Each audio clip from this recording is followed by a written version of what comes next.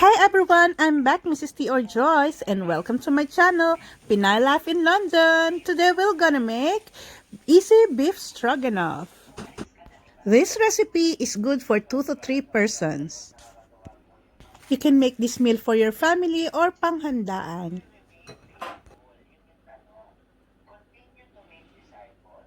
So let's start with the ingredients with this own version of beef stroganoff. So we have butter here. So mga ganito siya kakapal, mga 2 tablespoons. And then we have 1 piece of onion na chop. Mga ganyan rin yung cut, cubed. And then we have this braising steak. British beef braising steak. This is 354 grams. Ayan. Mas maganda yung may konting fat. And then we have frozen mushrooms. Actually, ano to, may water pa to, kaya i-drain natin siya mamaya, i-defrost ko. This is about 1 cup. 1 cup of mushroom. And then we have garlic. 2 tablespoons of chopped garlic, because we love garlic. And then we have sour cream. 150 ml. We also have 80 ml of red wine. 80 ml of red wine. 1 teaspoon of parsley. You can also use fresh chopped parsley, but I use this one. 1 teaspoon. 1 teaspoon of black peppercorn, ground. And then Worcestershire sauce. But it says here Worcester. It's Worcester sauce. Wala kayo dyan. And then, around 1 tablespoon of oil. Ito kasi, I use 1 tablespoon of oil first para lang i-brown si garlic. Kasi when you use the butter first, kasi mabilis masunog si butter. So, I use first 1 tablespoon of oil para i-brown ng konti si garlic. Huwag niyo siyang susunugin kasi mapait. Once na nasunog ang garlic, kakaroon siya ng bitter taste. And then, itong onions, before I will put the butter. And then, I will defrost this beef first, and then I will chop it into strips. And then, dun ko siya isusute. I'll show you later. I'll just have to defrost this and then cut it into strips. So, here it is. I have defrosted the beef. Nawash ko na rin po siya, and then I cut it into strips like this. So, here our oil is ready. Let's put in the garlic.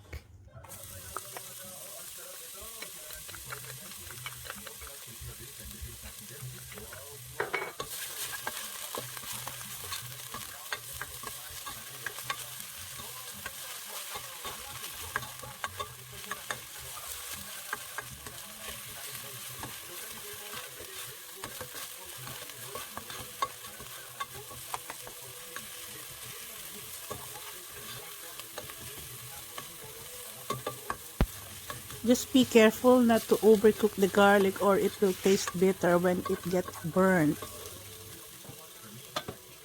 Now it's time to add in the onions.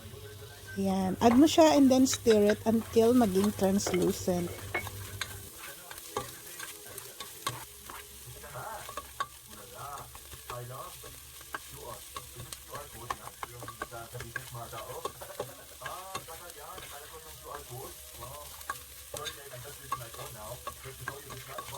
Then once na translucent na yung ating onions, we can add the butter.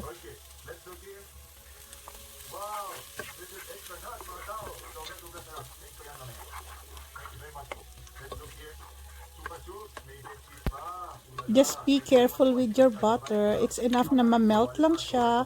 Otherwise, masusunog siya agad. So once it has melted, we can add in the meat immediately or straight away.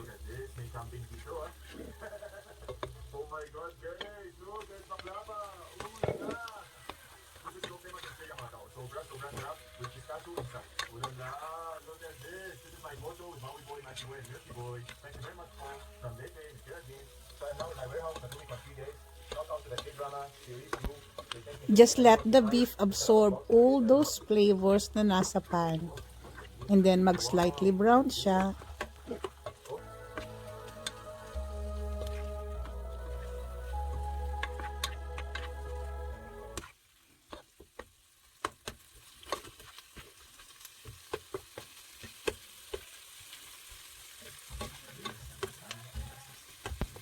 Now let's add some water.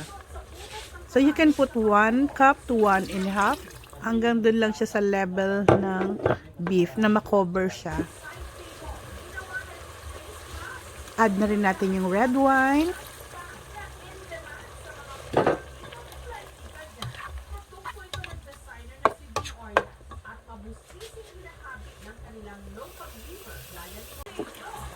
Then the ground black peppercorn, followed by Worcestershire sauce or Worcester sauce, whatever.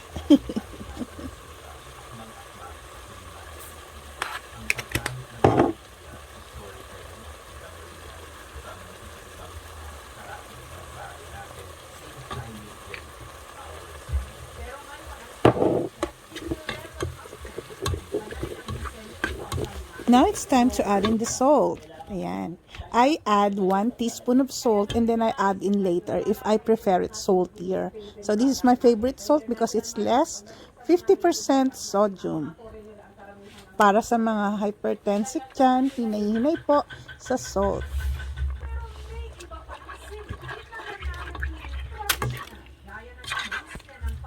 Then ayan, takpan mo lang siya and let it boil until the meat is tender.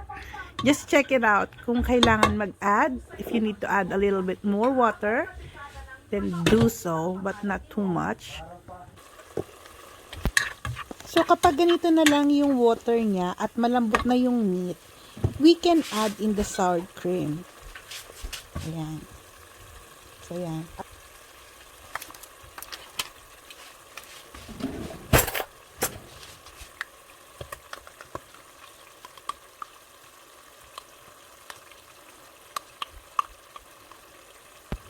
If you can't find sour cream in the groceries, you may use double cream. I use them both already. I've tried them both.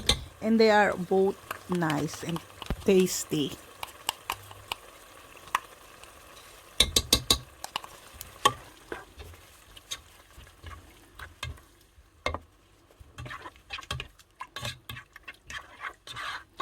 So, ayan, halu-haluin mo lang hanggang sa mag-blend yung sour cream sa sauce. Then you may add 2 teaspoons of corn flour just to thicken the sauce. Just dissolve it with 1 tablespoon of water.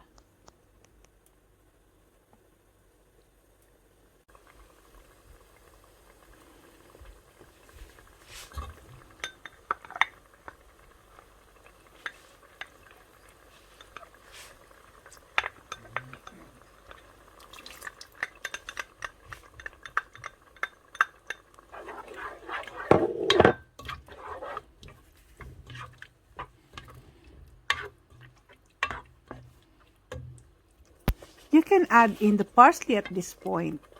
So, yan. It's better to use the fresh ones, but since I don't have it, I prefer to use the flat leaf parsley na dried. Kasi I have some parsley in the fridge before, nasisira lang kasi nga hindi ako nakakapagluto or hindi ko siya nagagamit. So, I prefer these dried ones instead.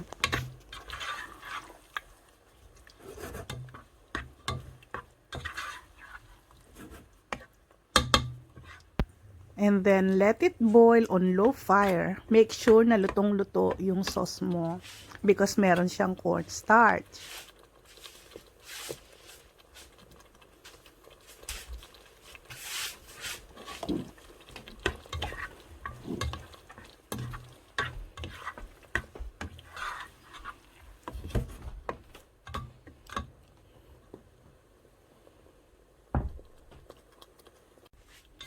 Okay, I think this is good enough na. I'll turn off the heat na kasi naman yung ilalim ng pan is mainit pa rin.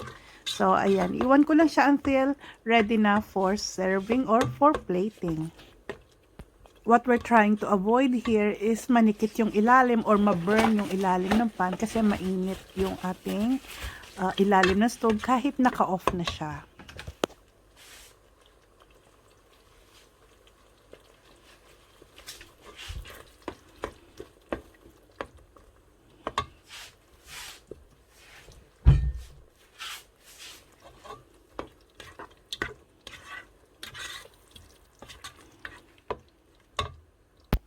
Okay, here it is. This serving is good for 2 to 3 person or 2 persons kung magana kayong kumain.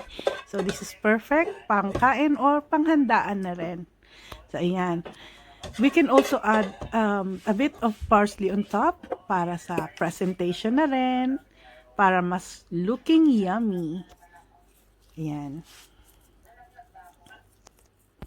So, since malapit na rin matapos itong ating video, I would like to take the opportunity to thank all of my friends, all of the teams that supports my channel. I can thank you enough. Maraming salamat po sa inyong lahat.